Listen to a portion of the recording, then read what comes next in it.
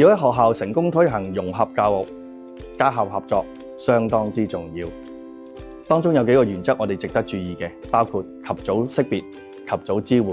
全校參與、家校合作同埋跨界別嘅一個協作。以上種種嘅一啲原則係能夠幫助學校可以制定適時嘅政策同埋措施，而當中亦都能夠幫助得到家長係去有個充分嘅參與。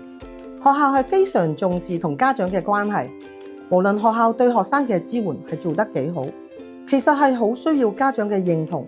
呢個關係唔係一時三刻，而係需要時間嘅累積，逐步建立家長對我哋嘅信任。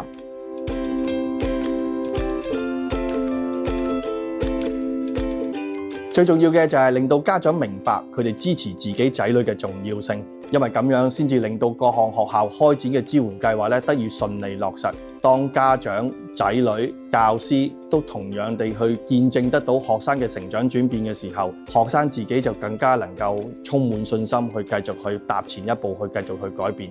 令到大家真係可以同心同行。欣賞學校嘅 Super Smart 計劃、正向教育講座、工作坊同埋家長小組，俾我哋學習到正向教養小朋友嘅方法，從欣賞嘅角度發掘小朋友除咗學習以外嘅其他亮點，增強親子嘅關係。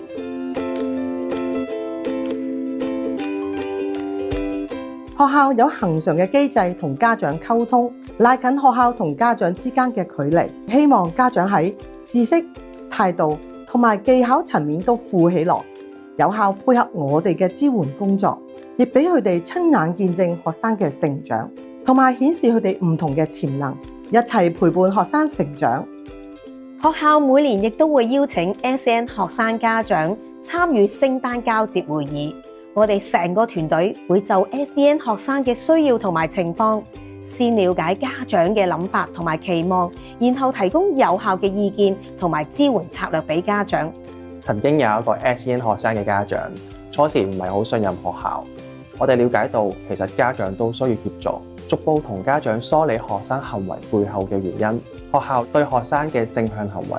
給予持續嘅回饋。其後家長主動聯絡學校，希望可以配合學校一齊協助自己嘅小朋友，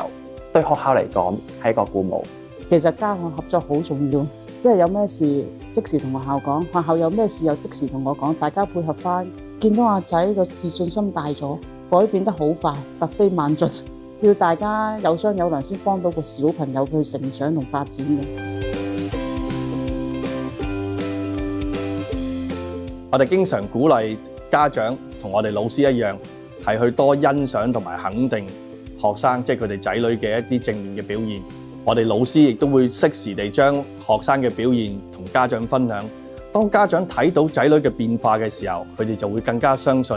其實學校嘅策略同埋措施係有效，從而去建立一個彼此嘅信任關係。我哋鼓勵家長之間互相支援，喺學校入邊，我哋會設置一啲場景，讓家長可以互相溝通。例如我哋每年都會舉辦一啲工作坊或者講座，亦都了解到咧同學校同行、家校合作咧，先至會讓子女得益嘅。同埋佢哋都會有個好深切嘅感受啦，就係佢哋從來都唔係孤軍作戰嘅。學校邀請同學同家長參與 Catwalk Show， 見到仔女着住一齊完成嘅製成品上台，真係難以形容佢哋表現出嚟嗰份自豪感。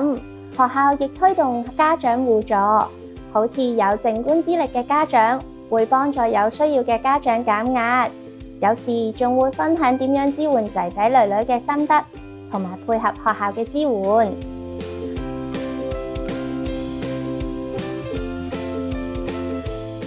我哋好重視一個有質素嘅一個家校協作，都係好想家長同我哋一齊同行，用同一個視角，用同一個態度，亦都用同一個手法，係去栽培仔女，即係栽培我哋個學生。家長同學校嘅關係就好似一對筷子咁，必須攜手合作，建立良好嘅夥伴關係，為學生創造到更有利嘅學習環境，幫助佢哋發揮潛力，健康成長。